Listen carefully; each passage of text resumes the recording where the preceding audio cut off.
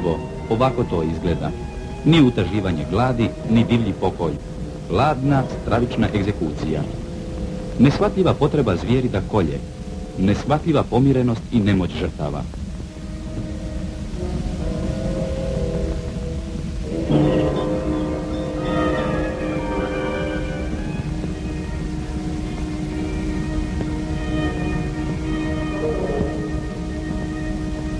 Još mu nije dosta. Nagon koljača je nezasitan.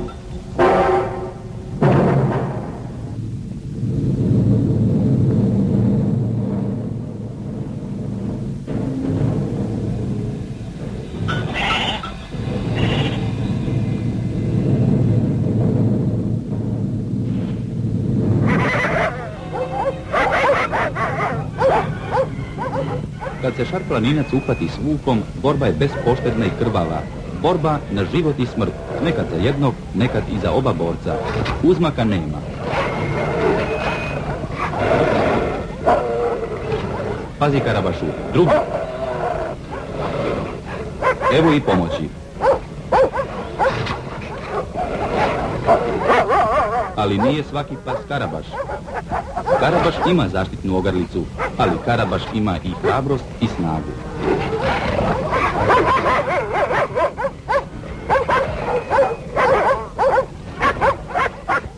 Sad drugog.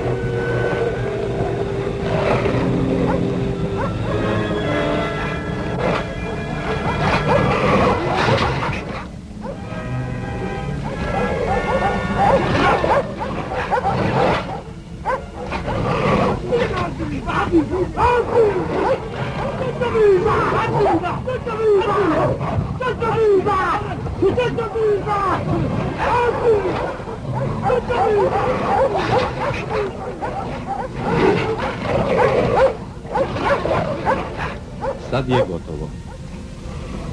Aferin, Karabaš. Aferin.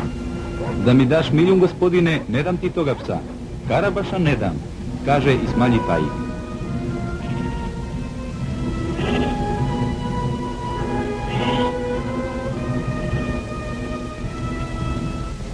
Šarplaninac je još jednom ispoljio svoj naslijeđeni časni poriv, da služi čovjeku i brani bespomoćne.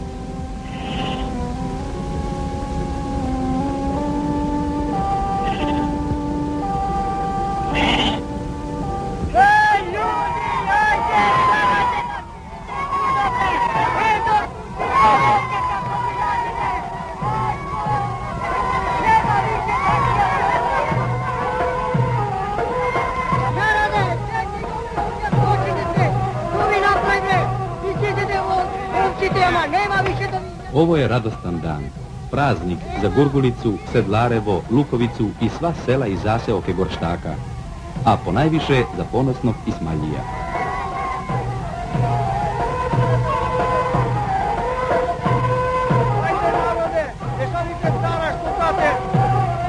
Mašala, mašala, aferim Ismalji, aferim Karabaš.